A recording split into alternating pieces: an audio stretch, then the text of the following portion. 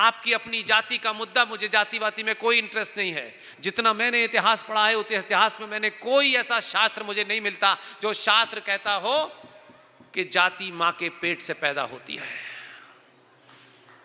जाति किसी मां के पेट से पैदा नहीं होती है। सनातनी सभ्यता में अनंत अनंत काल से यह सभ्यता इसलिए जीवित नहीं है कि कोई किसी मां के पेट से ब्राह्मण पैदा हो गया। हमारी सभ्यता यह बताती है कि हम कर्म प्रधान देश थे, जाति प्रधान देश नहीं थे। हमने उस कर्म को जाति से जोड़ दिया। माफ कीजिएगा, गलतफहमी है ये। कोई भी योद्धा हो सकता है। जो सेना में चला गया वो ब्राह्मण है, ठाकुर है, बनिया है, दलित है, वो फौजी है, बस वो योद्धा है। कहीं नहीं लिखा कि शास्त्रों को सिर्फ ब्राह्मणों को ही पढ़ना चाहिए। कहां सुना था? कौन से शास्त्र में पढ़ के आए थे? इसलिए ब्राह्मण भी फौज में जाता है और ब्राह्मणों की जो टोटल पॉपुलेशन है उसमें से बहुत से ऐसे भी ब्राह्मण हैं आज हमारे समाज में जिनकी आर्थिक स्थिति बहुत अच्छी नहीं है। वो भी सीवर सिस्टम साफ करने का काम कर रहे हैं। तो काम से पहचानो, मां के पेट से मत पहचानो। इसलिए रोज रोज जातियां मत पूछो। जाति आपका काम तय करता है। हजारों ब्राह्मण बिजनेस कर रहे हैं, हजारों ठाकुर पूजा का काम कर रहे हैं, तो उससे क्या लेना देना है? वो जो काम कर रहे हैं उससे, जो मंदिर में बैठा हुआ पुजारी है उसकी जाति सिर्फ ब्राह्मण है, खत्म। मंदिर में बैठने वाले पुजारी का जो काम है वो कर रहा है। अब वो किस मां का बेटा है, ठाकुर का है, बनिए का है, दलित का, ये मत पूछिए। पढ़ाई पे, शास्त्रों पे किसी का अधिकार नहीं है। ये बहुत सारा लंबा मैकोले ने जो पढ़ाया उसके बाद से चल रहा है। हम उसी को लगाए हुए हैं क्योंकि कुछ लोगों का स्वार्थ सिद्धि हो रही है। इसलिए जाति को लेकर के जिस तरीके का वेनस फैलाया जा रहा है, आपके शत्रु को कुछ करना ही नहीं है, आप तो आपस में निपटाने में लगे हुए हैं। इस योद्धा से पूछा इसकी जाति क्या है, पूछा आपने, और नंबर 2 से पूछो इसकी जाति क्या है। क्या जाति है नंबर 2 की आपके शहर में आजकल? बताइए, बताओ। इतनी जातियां जानते हो, नंबर 2 की जाति क्या है? बताओ भाई, जोर से बोलो, मुझे भी तो पता चले जाति क्या है उसकी। वो जो काम कर रहा है ना, उससे उसकी जाति पता चलती है क्या है। जब तक लोग सोचते हैं तब तक निपट जाता है मामला। इसलिए अपने बीच में योद्धा को महत्व दो, जाति को महत्व मत दो। इसलिए सारी परिभाषाएं आपने गलत चुनी। छोटी छोटी सी बात पे लंबी लंबी बात करने वाले लोगों ने कभी सच नहीं बोला। इसलिए आपको आज तक यह पता ही नहीं चला कि हमारा हीरो कौन होना चाहिए था। आपने अपने हीरो को चुनते वक्त भी उसमें जाति देखना शुरू करी, और अगर जाति भी आपने देखी तब भी उससे कुछ सीख लेते। भगवान राम कौन थे? उस समय की काल परिस्थिति के हिसाब से छत्री, मैं गलत कह रहा हूं, छत्री थे ना। लेकिन जो लोग ब्राह्मणों को गाली देने में जिनको सुख प्राप्ति होती होगी, वो उनका अपना पेट का दर्द होगा, मेरा नहीं है। गलत को गलत कहने की हिम्मत मैं मन से रखता हूं। मुझे वोट नहीं लेने, तो मुझे किसी को खुश करना है तो इसके लिए झूठ बोलूं, उसके लिए झूठ बोलूं। जो ब्राह्मण मंदिर में बैठा है, जो बात कही जा रही है कि जातिवाद जातिवाद है नहीं, लेकिन कुछ लोग उसको जबरदस्ती आपके गले में डाल रहे हैं। जो पंडित जी, जो ब्राह्मण मंदिर, खास बात क्या नाराज हो गई है? अच्छा, जो पंडित जी मंदिर में पूजा करा रहे हैं, वो विधि विधान से पूजा करा रहे हैं, तो क्या कभी उन पंडित जी ने, उनके अंदर ये भाव आया कि 2025 का मैं ब्राह्मण हूं, मैं मंदिर में पूजा करा रहा हूं, लेकिन जिस राम ने, जो क्षत्रिय हैं, जिन्होंने एक बहुत महाज्ञानी ब्राह्मण की हत्या की थी, तो मैं राम की पूजा क्यों कराऊं कि इस राम ने तो एक ब्राह्मण को मारा था जो रावण था, जो महाज्ञानी था। यह भाव उसके अंदर नहीं आया। क्या मसला है, सॉल्व कर लीजिए। क्या है, क्या चीज़? तो बैठो ना यार। फिर देखो, ये मैं कोई पढ़ के नहीं बोलता। मैं जब यहाँ बोलने लगता हूँ ना, तो मेरे तार कहीं और मिले होते हैं।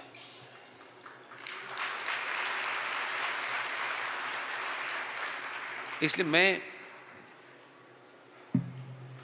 कोई प्रोफेशनल स्पीकर नहीं हूँ कि 3 घंटे के पैसे दिए तो 3 घंटे बोलूँगा। मैं इस तरीके का स्पीकर नहीं हूँ, और इस मंच से एक शब्द गलत नहीं बोलूँगा। इसलिए मुझ पे इतना तो रहम खाओ यार, कि मैं यहाँ खड़े होकर सच बोल रहा हूँ। यहाँ खड़े होकर झूठ बोलने की आदत पड़ गई है लोगों की। तो आराम से सुनो, मैं भी बोलता हूँ तो मुझे भी तो चीज़ें चाहिए कि नहीं। आप बीच में कोई उठ गया, कोई चला गया, भाई चले जाओ जिसको जाना हो। अगर कोई नाराज़ किए तो चले जाओ, कोई दिक्कत नहीं है। यहाँ 2 लोग भी बैठेंगे ना, तब भी 3 ही घंटे बोलूँगा मैं कोई नेता वेता नहीं हूँ कि भीड़ देख के बोलूँ। और आप सब जानते हैं कि आपने मुझे क्यों बुलाया है। मैं भजन करने नहीं आया। मुझे ये भी मालूम है कि यहाँ से जाने के बाद चाय भी नहीं मिलेगी आपको, और बहुतों को नींद नहीं आएगी आपको। तब भी आप सुनने आए हैं, इसलिए आप बहादुर हैं। इसलिए मैं यहां से ताकत से बोल रहा हूं। तो भगवान राम को पूजने वाले ब्राह्मण के मन में यह क्यों नहीं आया कि इस क्षत्रिय ने एक ब्राह्मण की हत्या की थी, मैं इसकी पूजा नहीं करूंगा? यह आज भी उसके मन में नहीं आया,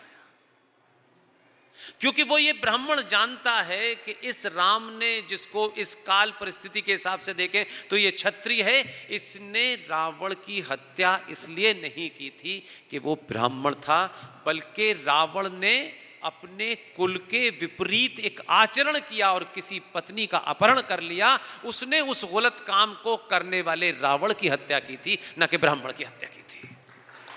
इसलिए वो राम की पूजा करते वक्त उसके अंदर ये भाव नहीं आता है कि मैं ब्राह्मण हूं।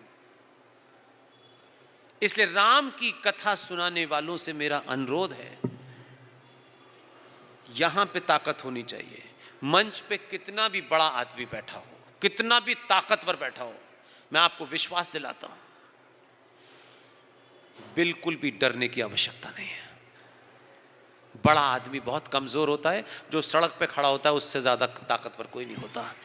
उसके पास खोने के लिए कुछ होता ही नहीं है। बड़े आदमी के पास बचाने के लिए बहुत कुछ चाहिए होता है।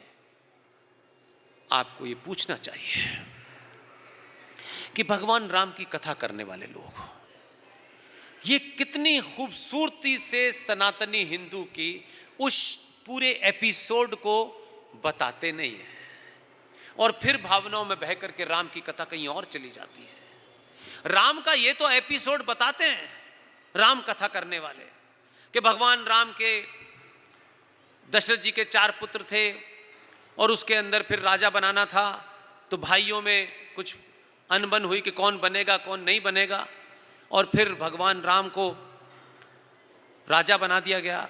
और अनबन के बाद ये हुआ कि राजा वो नहीं बनेंगे, कोई उनका दूसरा भाई बनेगा, और भगवान राम ने अपने खड़ाऊ रखे और वो जंगल को चले गए। यही सुनाता है कथाकार। इसमें एक बारीक सी बात को छुपाता है, उसका क्या स्वार्थ मैं नहीं जानता। जब वो ये कहता है कि भगवान राम ने खड़ाऊ उतारे, अपने भाई को दिए, और फिर वो जंगल की तरफ निकल गए, यहीं पे खेल करता है वो। हमसे कहा जाता है कि भगवान राम मर्यादा पुरुषोत्तम राम थे, समय की मर्यादाओं का कभी उन्होंने उल्लंघन नहीं किया, इसलिए वो आदर्श है। हमें अपने बेटे को राम बनाना है, बनाइए, लेकिन अधूरा राम मत बनाइए। भगवान राम मर्यादित थे, क्योंकि इसीलिए उनके सामने मर्यादा का शब्द लगा, कि उन्होंने मर्यादाओं का हनन नहीं होने दिया। उनके घर में विवाद हुआ, उन्होंने अपने खड़ाऊ रखे, जंगल चले गए। लेकिन वो कथाकार एक लाइन नहीं बताता है। आदर्शवादी, मर्यादाओं का ध्यान रखने वाला राम जब जंगल जा रहा था, तो उसके तन पे 2 कपड़े थे और एक तीर कमान था। तीर कमान का जिक्र नहीं करता उससे सवाल पूछना चाहिए कि जब वो जंगल जा रहे थे तो तीर कमान नहीं क्यों लेके गए थे? चिड़िया का शिकार करना था क्या? तो उस मर्यादा पुरुषोत्तम राम को पता था कि जंगल में पागल कुत्ते मिलेंगे और पागल कुत्ते सिर्फ तीर की भाषा समझेंगे और कोई भाषा नहीं समझेंगे। तो मर्यादा पुरुषोत्तम राम उस दौर काल में भी तीर कमान लेके गए। आप अपने घर से डंडा भी लेके नहीं जाते, कुछ सड़क पे पागल मिलेगा तो क्या करेंगे? इसलिए घर चलता है आदर्श से, मान्यताओं से, और राष्ट्र चलता है जूते से। ये ध्यान रखिएगा, दोनों को मिक्स मत कीजिए। राम राम वहीं तक है, राम वहां तक। जंगल में जाने वाला राम वो राम है कि जिसने सब मर्यादा का पालन किया। उसी राम को जो इतना आदर्श था, उसी राम को जब उसकी पत्नी को कोई उठा के ले गया, रामचंद्र जी की पत्नी को, तो राम ने समुद्र से कहा कि हे समुद्र देवता मुझे रास्ता दे, मेरी पत्नी को एक राक्षस उठा के ले गया है। और उस समुद्र के सामने उन्होंने तमाम किस्म के मंत्र पढ़ डाले, पूजा कर डाली, समुद्र ने उन्हें रास्ता नहीं दिया। जैसे ही तीर कमान उन्होंने चढ़ाया, समुद्र अपनी औकात में आया, बोला रास्ता ले लीजिए, दुनिया जूते से चलती है। इसलिए राम की आदि कथा मत सुनाओ। यह हमने ही महापाप किया है कि विश्व के सबसे बड़े फिलोसफर को हमने माखन चोर बनाया है। हमने सबसे बड़े फिलोसफर को किस रूपों में हमने कैलेंडर में दिखाया है। कृष्ण जी पेड़ पे चढ़ गए हैं और नीचे गोपियां नहा रही, उनके कपड़े लिए हुए हैं। ये दृश्य आपका 15 साल का बच्चा देखेगा तो आपसे सवाल पूछेगा, ये भगवान है? ये ऐसी हरकत कर रहे हैं? किस कैलेंडर बनाने वाले ने ये दृश्य देखा जिसने बना दिया है? वो अपने घर में माखन को खा रहे थे मां से छुपा के, हमने उसको माखन चोरी बना दिया, जो दुनिया का सबसे बड़ा फिलोसफर था। लेकिन हमने उसके दूसरे रूप को नहीं बताया। इसलिए बताऊं, समाज किस तरीके से गौड़ हो गया है। अपने हीरोज के अंदर हीरो नहीं ढूंढता है, चाटुकारिता ढूंढने लगता है। लेकिन वही राम का कैलेंडर आज तक नहीं छपा, अब छपने लगा है। कुछ थोड़ा थोड़ा समझ में आने लगा है आपके कि एक अर्जुन जो महाभारत के मैदान में जब धर्म और अधर्म की लड़ाई हो रही थी, तब वो बेचारा खड़ा होकर के कि मेरे अपने भी उधर हैं, मेरे रिश्तेदार भी उधर खड़े हुए हैं। दुनिया के तमाम तर्क देता रहा अर्जुन, लेकिन बाण उठाने को तैयार नहीं हुआ। उसी अर्जुन के सामने, जिसे आप माखन चोर कहते हैं, मैं दुनिया का सबसे पहला और बड़ा फिलोसफर मानता हूं, उसने अपनी फिलॉसफी से जो उद्घोषण किया कि हे अर्जुन, ये धर्म और अधर्म की लड़ाई है। अगर अधर्मियों के साथ तेरे अपने भी खड़े हैं तब भी वो अधर्मी हैं। तेरा कर्तव्य है बाण उठा और उनका नाश कर। और अर्जुन के बाद जो अर्जुन अगर मगर कर रहा था, उसने महाभारत का युद्ध कर दिया। लेकिन आप मूर्ख कैसे बने? 1947 के पिताजी, मैं दोनों घटनाओं को जोड़ रहा हूं, आप इसका करें, अपने आप करें। 1947 के पिताजी, एक लंगोटी एक घड़ी, यही थी ना? और हाथ में, एक में डंडा था और एक हाथ में क्या था? जोर से बताइए। और हैं? अच्छा, मुझे ये गीता ने बताया। हाथ में डंडा, एक लंगोटी और एक हाथ में गीता। आप ताज्जुब करो यार, जिस गीता में पढ़ करके अर्जुन ने महाभारत किया, उस गीता को गांधी अपने साथ रख रहे हैं और कह रहे हैं अहिंसा। अब या तो गांधी जी ने गीता नहीं पढ़ी या लोग उन्हें नहीं समझ पाए, दो में से कोई एक ही बात है। गीता लेके गांधी घूम रहे हैं और कह रहे हैं अहिंसा। क्या कंट्राडिक्शन है जीवन में यार। तो हमने गांधी को गीता में दिखाया, पता नहीं क्या सोच के दिखा रहे थे। एक गीता है, हाथ में एक डंडा है। डंडा क्यों रखा हुआ था? चल तो पा रहे थे मगर, और नहीं चल पा रहे थे तो कंधे तो थे ही मनु और आभा के, तो डंडे की जरूरत क्या थी? तो ये पाखंड जो आपने 47 में, अरे नहीं नहीं अहिंसा परमो धर्मा, अगली लाइन बताओ ना क्या होता है। फिर आपको पता है तो आप क्यों नहीं लठ उठाते? ये जीने, जिंदगी मर मर के जीने की क्यों आदत पड़ गई है आपको? और आप सुबह से लेकर शाम तक कहते हो कि जो जीवित है उसकी एक ना एक दिन मृत्यु होनी है, और मृत्यु निश्चित है। और जब मृत्यु निश्चित है तो जब आएगी तब आएगी, उसके लिए मर मर के क्यों जीना है? आज यहां से भागे, आज वहां से भागे, आज दिल्ली से भागे, भागते भागते अब जगह कम पड़ गई है आपके लिए, लेकिन आप भाग रहे हैं। तो जो कह रहे हो वो करो, इतना ही कर लोगे तब भी बहुत कुछ ठीक हो जाएगा। इसलिए शब्दों को समझने के लिए मेरी आपसे विनती है कि अपने मन से शब्दों का अर्थ मत निकालिए। सारे धर्म बराबर होते हैं, कहां लिखा था यह? बस चल रहा है, सब कह रहे हैं तो हम भी कह रहे हैं, पंडित जी भी, मंदिर का पुजारी भी यही कह रहा है। उस पुजारी को जो काम करना चाहिए उसके अलावा वो काम ही नहीं कोई कर रहा है, उसको ये पहले बता। मेरा किसी पे अपेक्ष नहीं है, मैं एक लार्जर कॉन्टेक्स्ट में अपनी बात कह रहा हूं। जब भारत सेकुलर हो गया, सुबह से शाम तक सेकुलरिज्म का नारा दिया जा रहा है, सेकुलर सेकुलर सेकुलर, तो मेरा सिर्फ इतना ही कहना है। आज मैं एक गुरुद्वारे भी गया, वहां कई सारे सिख भाइयों से मेरी मुलाकात हुई। मैं बार बार ये बात सोचता हूं कि इनकी टोटल पॉपुलेशन कितनी कम, जरा सी है,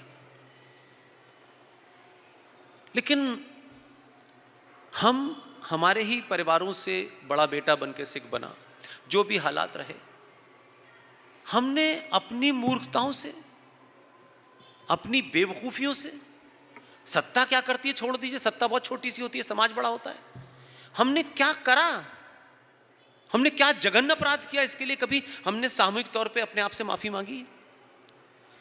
या हमारे बिहाफ पे कुछ गुंडों ने जो नरसंहार किया पूरे देश में, कभी सोचा कि यार कंधे पे हाथ रख के कहें कि यार देखो गलती तो हमने की है यार, इस गलती की भरपाई जिसने की है वो तो है, लेकिन मैं कम से कम इस बात को मानता हूं। ये कह के उसके कंधे पे हाथ रखा कभी आपने नहीं रखा। आप खुद बहादुर पैदा नहीं कर पाए, और जो बहादुर थे उन्हें आपने क्या करा, घेर के मारा, टायर गले में डाल के मारा।